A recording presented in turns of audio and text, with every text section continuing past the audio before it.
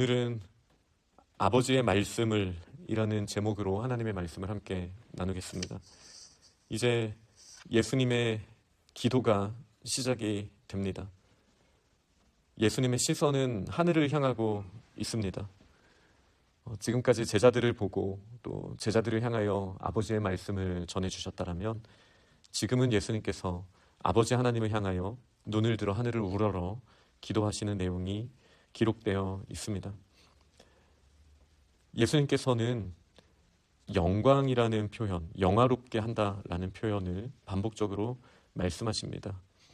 하나님께서 예수님을 보내주신 이유가 아버지께서 주신 자들, 맡기신 자들에게 영생을 주시기 위한 것이고 또 이 영생은 아버지를 아는 것, 고로 예수 그리스도를 아는 것이 영생임을 분명하게 말씀하셨습니다. 여기서 말씀하시는 안다라는 것은 피상적으로 머리로만 아는 것을 말하는 건 당연히 아닙니다. 말씀을 듣고 그 말씀을 지켜 행하는 것, 그것이 진정한 의미로 안다라고 할 수 있겠습니다.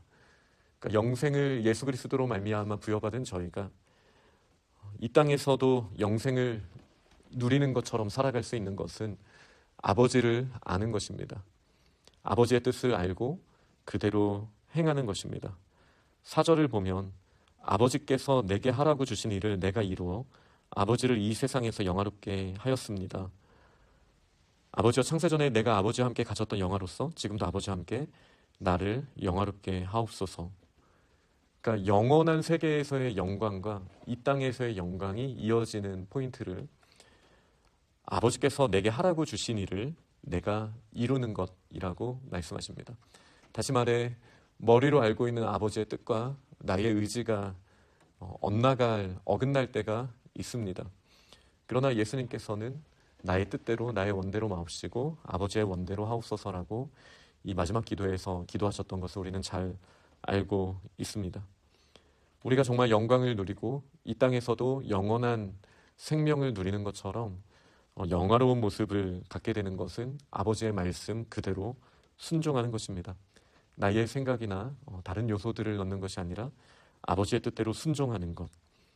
이렇게 하면 이 세상에서 아버지를 영화롭게 할 수 있습니다.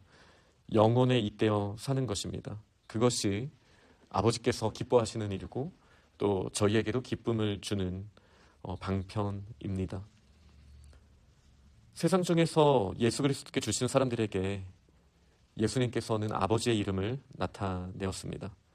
그리고 어떻게 됩니까? 그들도 아버지의 말씀을 지켰다라고 예수님 말씀하십니다. 이것을 믿음의 크기라고 말하자면 그렇지 않습니다. 그들의 행위를 의미하는 거라고 한다면 그렇지 않습니다.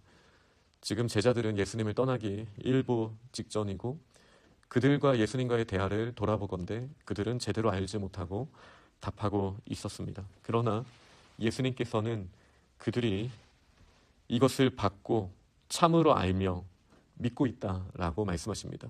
그러니 저희는 이 믿음이 선물이라고 확신할 수밖에 없는 것입니다. 만약에 어떤 기준이 있고 행위가 뒷받침되어야 한다면 이 제자들의 믿음은 자격 없음으로 도장 찍히게 될 것입니다. 그러나 이 믿음이라는 것은 예수 그리스도께서 행하신 일에 대한 하나님의 선물이자 우리의 반응이기 때문에 그들의 실력과 상관없이 예수께서는 그들이 말씀을 지키고 또 하나님을 알며 믿고 있다라고 지금 아버지께 기도하고 있는 것입니다. 이 신비가 있는 것이죠. 우리가 알면 하나님을 영화롭게 하고 이 세상에서 영생에 잇대어 영원에 잇대어 살아갈 수 있게 됩니다. 그러나 이 아는 것이 우리의 실력을 전제하고 있는 것이 아니라는 것을 우리가 예수님의 기도를 통해 또 곧 알게 됩니다. 과연 우리가 아버지를 알고 아버지의 뜻대로 행한다라는 것은 무엇입니까? 저희가 요한복음에서 계속 보고 있는 것처럼 아버지의 사랑을 아는 겁니다. 그리고 우리도 그 사랑에 반응하는 겁니다. 이것이 우리의 암과 그리고 우리의 믿음과 직접적으로 연결되는 부분입니다. 우리가 어떻게 행하는 믿음을 갖게 됩니까? 사랑입니다. 아버지의 사랑이 우리에게 비춰졌기 때문에 우리의 지식은 머리에만 머무는 것이 아니라 행동으로도 연결되게 되는 것입니다. 9절에서 예수님은 그들을 위하여 빈다. 세상을 위하는 것이 아니라 아버지의 것인 그들을 위하여 빕니다 라고 말씀하십니다. 그리고 10절에 내가 그들로 말미암아 영광을 받았나이다. 이미 받았다라고 예수님께서는 말씀하셨습니다. 11절을 보면 예수님은 세상에 더 있지 않지만 그들은 세상에 있을 것이기 때문에 예수님이 지금 기도하신다라고 설명하고 있으십니다. 예수께 주신 아버지의 이름으로 그들을 보전해 주시고 하나가 되게 하여 주옵소서. 세상 속에서 그들을 지켜 주옵소서라고 기도하고 있습니다. 그리고 13절을 보면 지금 이제 예수님은 아버지께 가지만 세상에서 이 기도를 제자들이 들을 수 있을 만큼 그 목소리로 하셨잖아요. 근데 이렇게 기도하신 이유는 그들로 내 기쁨을 그들 안에 충만히 가지게 하려 함입니다 라고 예수님의 기도의 이유를 설명하십니다. 세상에 우리만 남고 예수님과 떨어지게 됩니다. 환난이 우리에게 옵니다. 그러나 예수님이 원하시는 것은 그 환경이 아니라 아버지와 아들이 하나이신 것처럼 우리도 하나 되게 하셨기 때문에 예수님 안에서 주님의 그 충만하신 기쁨을 우리도 우리 안에서 공동체적으로 또 개인 안에서 충만하게 가지게 하려 이렇게 기도하신다라고 13절에 명확하게 말씀하고 있습니다. 우리가 하나님을 영화롭게 하는 길이었던 이 방편인 말씀, 14절을 보면 이렇게 말씀하시죠. 아버지의 말씀을 그들에게 주셨습니다. 말씀은 우리가 하나님을 영화롭게 할 수 있는 거의 유일한 방편입니다. 아버지의 말씀대로 순종하는 삶 없이는 하나님을 기쁘시게 할 수 없습니다. 이 일에 당연히 믿음이 필요한 것이죠. 말씀이 순종으로 연결되는데 우리의 믿음을 쓰십니다. 그런데 14절을 보면 어떤 것이 전제됩니까? 그 말씀이 우리에게 있기 때문에 세상은 우리를 미워한다라고 말합니다. 말씀이 있으면 세상 사람들은 우리를 미워하게 되어 있습니다. 물론 더 많은 경우는 우리의 부족함, 연약함 때문에 우리는 미움 받을 수도 있습니다. 정말 많은 부분이 그럴 것입니다. 그러나 분명한 것은 우리가 말씀에 제대로 순종한다라면 그래도 역시 세상은 우리를 미워한다라고 하는 것입니다. 그러나 이 미워함은 제가 방금 말씀드린 우리의 연약함 때문에 우리가 미움당하는 것과는 차원이 다릅니다.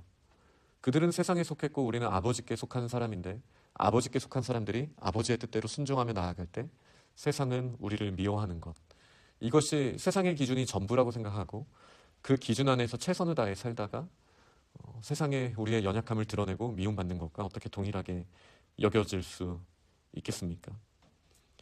우리는 세상에 속하지 않은 사람입니다. 그리고 아버지의 뜻을 말씀으로 받았습니다. 그리고 이 말씀대로 순종하며 나아갈 때 아버지는 큰 영광을 받으시고 우리 안에 기쁨도 충만하게 됩니다. 그러나 세상은 우리를 미워하게 될 것입니다. 15절에 예수님이 이렇게 말씀하십니다. 제가 정말 원하는 건 그들을 세상에서 아버지께서 데려가시기를 원하는 것이 아닙니다. 세상은 우리를 미워하지만 거기서 우리를 꺼내주시기를 원하시지 않는다라고 예수님은 분명히 말씀하셨습니다. 이 세상엔 악이 있을 것입니다. 악이 있습니다. 그리고 하나님을 미워하는 자들은 우리를 미워합니다. 그러나 예수님은 우리를 건져내셔서 천국에 데려가 달라고 기도하시지 않았습니다. 내가 비옵는 것은 그들을 세상에서 데려가시기를 위함이 아닙니다 라고 15절에 분명하게 말씀하셨습니다. 다만 악에 빠지지 않게 보존하시기를 위함입니다.